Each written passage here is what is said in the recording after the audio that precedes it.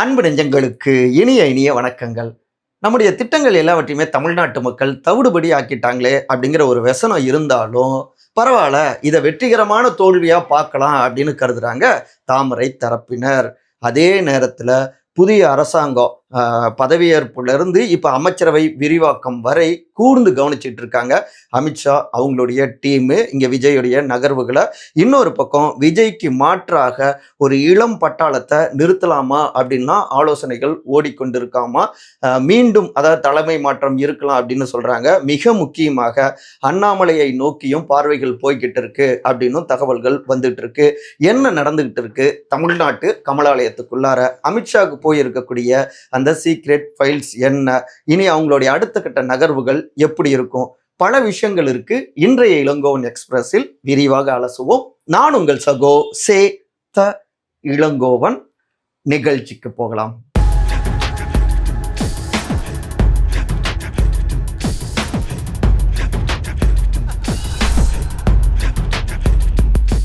தாமரையை தோற்கடித்த தாவேகா, அமித்ஷா அனுப்பிய டீமும் உக்கிரமான ஆலோசனையும் கொஞ்சம் கூட எதிர்பார்க்காத அளவுக்கு தமிழ்நாட்டில் தாமரை மோசமாக தோற்கடிக்கப்பட்டிருக்கு. படுதோல்வியை சந்திச்சிருக்கு பாஜகங்க. இதை ஒட்டித்தான் தீவிரமாக ஆய்வு செய்வதற்காக கோவையில் பாஜகவுடைய மாநில மையக்குழு கூட்டம் 2 நாட்களாக அரங்கேறினதுங்க. இதற்கு பாஜகவுடைய தமிழ்நாடு தலைவர் திரு நயினார் நாகேந்திரன், முன்னாள் தலைவர் திருமதி தமிழிசை சவுந்தரராஜன், திருமதி வானதி சீனிவாசன், அப்புறம் பல்வேறு முக்கியமான தலைவர்கள்லாம் பங்கெடுத்துக்கிட்டாங்க நிர்வாகிகள். தேசிய அமைப்பு பொதுச் செயலாளர் திரு PL சந்தோஷ் அவர்களுடைய தலைமையில தான் இந்த மீட்டிங் நடந்தது. எப்படி தோத்தோம், எவ்வளவு வாக்குகள் பெற்றோம், கூட்டணி சம்பந்தமாக, அடுத்த கட்ட பயணம் சம்பந்தமாக, இந்த 4 அம்சங்கள்ல தீவிரமான ஆலோசனைகள் 2 நாள்ல ஓடினதுங்க. அதை பின்னாடி பார்ப்போம். அதுக்கு முன்னதாக ஒரு குட்டி ஃபிளாஷ்பேக் இந்த ரிசல்ட்டை ஒட்டி. தமிழ்நாடு பாஜக போன தேர்தலில் பார்த்தோம்னா 2024 தனிச்சு அவங்க ஒரு மெகா கூட்டணியை முன்னெடுத்தாங்க. பாமக, அமமுக அப்படின்னு அதிமுக அல்லாத ஒரு கூட்டணி. 2024 பாஜக மட்டுமே நாடாளுமன்ற தேர்தலில் 11.24% வாக்குகளை பெற்றாங்க. அதுவே பாஜக முன்னெடுத்த அந்த NDA கூட்டணி பார்த்தோம்னா 18.28% வாக்குகளை பெற்றாங்க. அதிமுக எடுத்துக்கிட்டோம்னா சுமார் 20% மட்டும்தான் போன முறை வாக்குகளை பெற்றாங்க. அப்ப திமுக 40க்கு 40 எம்பிக்கள் வெற்றி அடைஞ்சாலும் கூட கூட்டணி, இங்க பாஜக தனிப்பெரும் செல்வாக்கோடு வளர்ந்திருந்தாங்க. போன 2021 சட்டமன்ற தேர்தலில் அதிமுக கூட்டணியோடு 4 சட்டமன்ற எம்எல்ஏக்களையும் பெற்றிருந்தாங்க. ஸோ பாஜகவுடைய கிராஃப் வளர்ந்து வந்திருக்கு.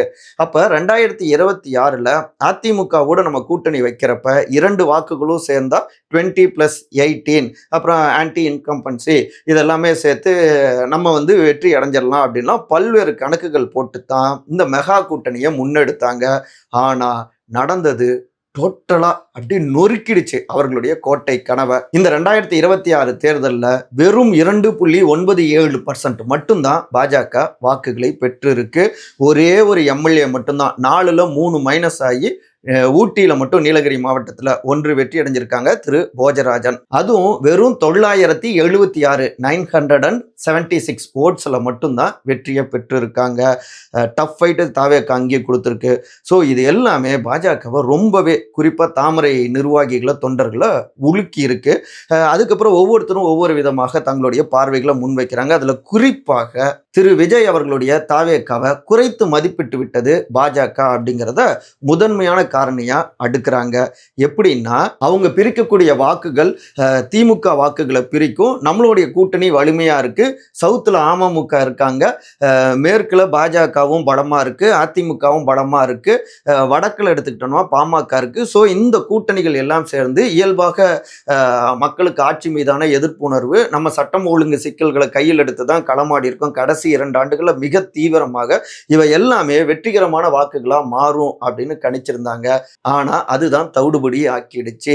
இதை விட அதிகமா உழுக்குனது என்னன்னா, முக்கியமான முகங்கள் எல்லோருமே மூன்றாவது இடத்துக்கு தள்ளப்பட்டாங்க. அதுலேயும் வேதனையான விஷயம் என்னன்னா, 2 பெண் ஆளுமைகள், முன்னாள் ஆளுநரும் முன்னாள் பாஜகவுடைய தமிழ்நாடு தலைவருமான திருமதி தமிழிசை சவுந்தரராஜன் மயிலாப்பூர்ல 3வது இடத்துக்கு தள்ளப்பட்டாங்க.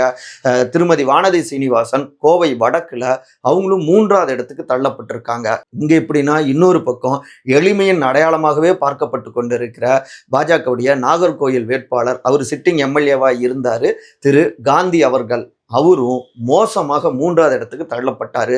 எந்த அளவுக்குன்னா, போன 2021 கிட்டத்தட்ட 11,669 லீடிங்னா, இந்த முறை நாகர்கோயில்ல வெற்றி அடைஞ்சவங்க திமுக 69,880. 3வது இடத்துக்கு தள்ளப்பட்ட திரு காந்தி அவர்கள் 52,355, கிட்டத்தட்ட 17,525 வாக்குகள் பின்னடைவுங்க ஃபர்ஸ்ட்டுக்கும் தேர்டுக்கும். இது எல்லாமே பாஜகவை போட்டு ரொம்பவே உலுக்கி இருக்கு.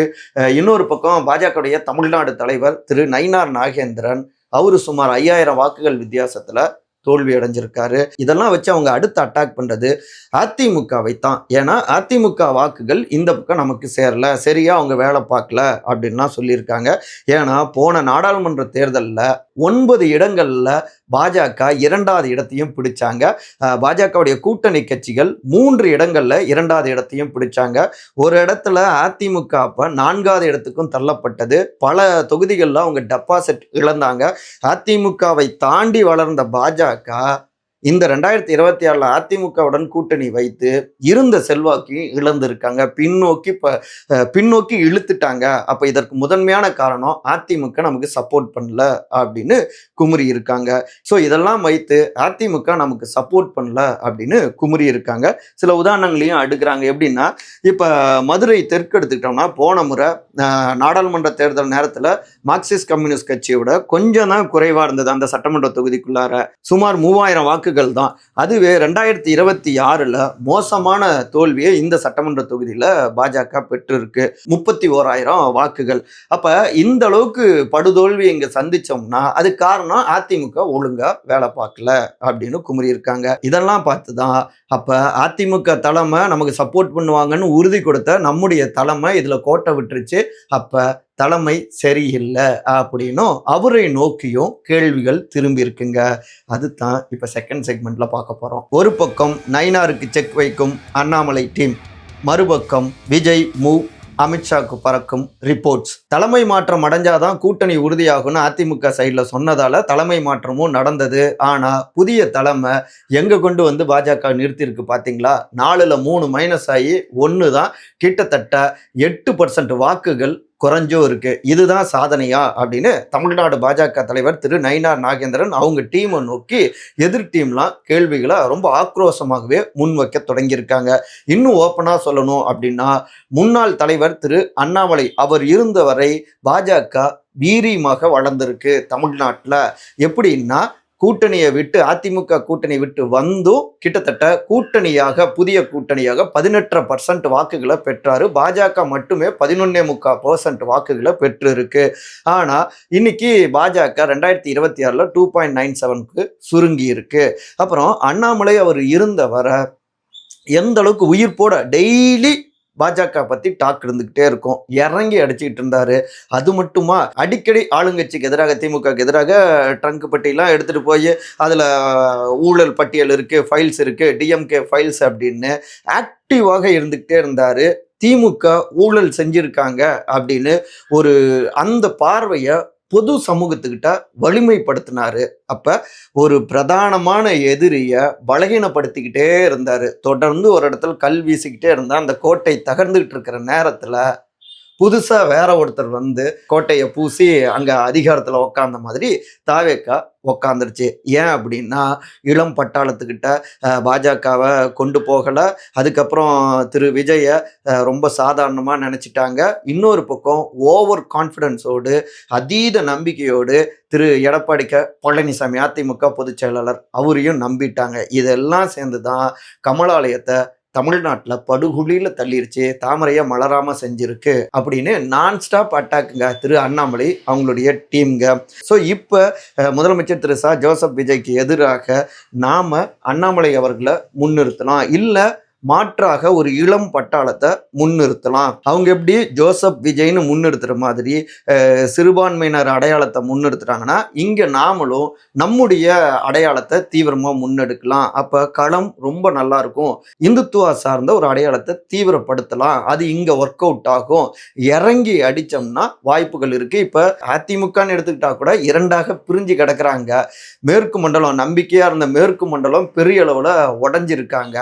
இந்த கேப்பை நாம நிச்சயமாக ஃபில் பண்ண முடியும். இப்ப பாஜகவுக்கு தேவை ஆக்டிவான யங் ஃபோர்ஸ் அண்ணாமலை போல அப்படின்னு அவருக்கு ஆதரவாக இந்த மெயில்ஸை மேலே டெல்லிக்கு அனுப்பி விட்டுக்கிட்டே இருக்காங்க. விஜய் வர்சஸ் அண்ணாமலைன்னு முன்னிறுத்தினா இங்கே நல்லா இருக்கும் அப்படிங்கிறதான் அவங்களுடைய ஒற்றை லைன்க அவங்க முன் வைக்கிறது. இதில் முக்கியமாக அமித்ஷாஜியை பொறுத்த வரைக்கும் 60 ஆண்டுகளுக்கு மேலான திராவிட கட்சிகளுடைய ஆட்சி முடிவுக்கு வந்திருக்கு. குறிப்பாக திமுக தோற்கடிக்கப்பட்டிருக்கு. மூன்றாவதாக தேசிய கட்சி தன்னுடைய போட்டியாளர் காங்கிரஸ் இங்க ஆட்சி பொறுப்புல பங்கெடுத்தாலும் கூட அது ஒரு மைனஸா இருந்தாலும் கூட இன்னொரு பக்கம் மாநில அரசியல தூக்கி பிடித்து அகில இந்தியாவுக்கு ஒரு முன்மாதிரியாக இருந்து கொண்டிருந்த தமிழ்நாட்டில் இப்போ ஒரு தேசிய கட்சி தமிழ்நாட்டு ஆட்சியில அங்கம் வகிப்பது அப்படிங்கிறது ஒரு நேஷனல் பார்ட்டியாக இதை ஒரு பாசிட்டிவாகவே பார்க்குறாரு அமித்ஷா. கால ஓட்டத்தில் அந்த தேசிய பார்ட்டிங்கிற இடத்துல நிச்சயமாக பாஜகவை முன்வைக்க முடியும். கர்நாடகாவில் பாஜக அங்கே ஆட்சி பொறுப்புக்கு வந்ததாகட்டும், ஏன் இன்னைக்கு ஆந்திராவில் கூட கூட்டணி ஆட்சியாக இருந்தாலும் அங்கே ஓரளவுக்கு செல்வாக்கு செலுத்தினது பாஜகவா இருக்கு. அதே போல தமிழ்நாட்டிலும் தடம் பதிக்க முடியும் அப்படின்னு கணக்கு போடுறாங்க. அதுதான் தொடக்கத்தில் சொன்ன மாதிரி வெற்றிகரமான தோல்வியா அவங்க பார்க்குறாங்க. ஸோ இப்போ கொள்கை ரீதியிலான திராவிட கட்சி அதிமுக இடத்துக்கு வந்துட்டாங்க. அதிமுக அதற்கும் கீழாக இல்லாமல் போயிட்டு இருக்காங்க. இன்னொரு பக்கம் முன்ன திமுக இருந்த இடத்துக்கு தாவேகா வந்திருக்காங்க. அப்ப கொள்கை எதிரிய பலகீனப்படுத்தியதன் மூலமாக இன்னொரு பக்கம் வலுவாக பாஜகவை எதிர்க்காத தாவேகா ஆட்சியாக இருப்பதால இந்த இடத்துல நமக்கான ஒரு ஸ்பேஸ் இருக்கு. ஸோ நம்ம ஃபில் பண்ணிடலாம், இறங்கி அடிக்கலாம். தீவிரமாக இங்க திராவிட கொள்கைகளை தாவேகா முன்வைக்காம நம்ம பார்த்துக்கலாம். மேலும் தனி மெஜாரிட்டி தாவேக்காவுக்கு கிடைக்காததால அவங்க அதை தாண்டி கொண்டு வந்தாலும் கூட பவரில் இருக்கிறதால நெருக்கடிகளை கொடுக்கலாம். ஸோ நமக்கான ஸ்பேஸ் இருக்கு அப்படின்னும் வேறொரு பார்வையும் பார்க்க தொடங்கியிருக்காங்க டெல்லி. ஸோ எல்லா ஆட்டத்தையும் அப்படியே கூர்ந்து கவனிச்சிட்டு இருக்காங்க. விரைவில் இங்கே தமிழ்நாடு தலைமை மாற்றம் இருக்கலாம். யங் சக்தி வர வாய்ப்பு இருக்கு. அண்ணாமலை அவர்களுக்கு இங்கே பொறுப்புகள் கொடுத்தாலும் ஆச்சரியப்படுவதற்கு இல்லை அப்படின்லாம் தகவல்கள் வட்டமடிக்குது. இப்போ அந்த தொடக்க காட்சிக்கு வந்துடுவோம். கோவையில் நடந்து கொண்டிருக்கிற அந்த பாஜகவுடைய மையக்குழு கூட்டம், ஆலோசனை கூட்டம். இதுக்கப்புறம் இந்த ரிப்போர்ட்டை வச்சு அடுத்தடுத்த ஆக்ஷன்களில் இறங்கலாம். முன்ன தேர்தல் நெருங்குற நேரத்தில் பிரதமர் திரு நரேந்திர மோடி, உள்துறை அமைச்சர் திரு அமித்ஷா எல்லாருமே இங்கே வந்தாங்க பரப்புரைக்கு. இனி அடிக்கடி தமிழ்நாட்டுக்கு வந்து அரசியல் செய்யணும் அப்படின்னும் தேசிய தலைவர்கள் திட்டமிட்டு இருக்காங்க. ஸோ ஆட்டம் இன்னும் முடியலைங்க.